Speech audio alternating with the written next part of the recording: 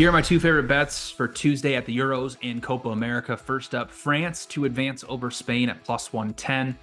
France throughout this tournament has struggled in front of net. They have not scored a non-penalty goal, but they have created 8.1 non-penalty expected goals. So they are very overdue to put one in the back of the net. And this match actually sets up really, really well for them because throughout most of this tournament, they've been having to be the ones that break down the other team's low defensive block. Well, Spain is going to control a majority of the possession, and they're going to push a lot of guys into France's final third to try to break down France's low block, which has been the best in this tournament.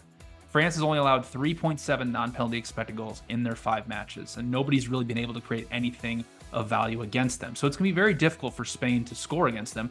And if Spain's going to push that many guys into France's final third and do what they do best, which is to counterpress, they're going to leave themselves very vulnerable to transition attacks, which is where France is at their best, releasing Mbappe, Dembele, Griezmann to create a lot of those chances when France is at a numerical disadvantage. So I really don't think France should be an underdog here to get to the final. They've had better underlying numbers than Spain for the last 2.5 years. They're a more talented team.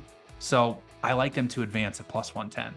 Next up, Argentina, Canada, and Copa America. I like over 2.5 goals at plus 110. These two played in the very first match of Copa America. Argentina won it 2-0, but there were 4 expected goals created. And what was really impressive in that match is Canada's ability to hit Argentina in transition. Only one team since the 2022 World Cup has beaten Argentina, and that's Uruguay. And it's because they had pace and ability in transition to actually hurt Argentina.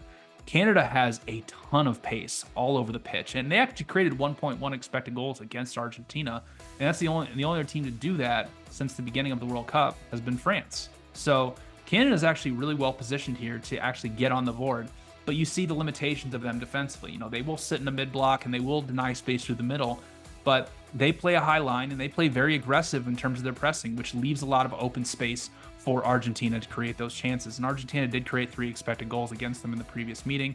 So I like the value on over 2.5 goals at even money.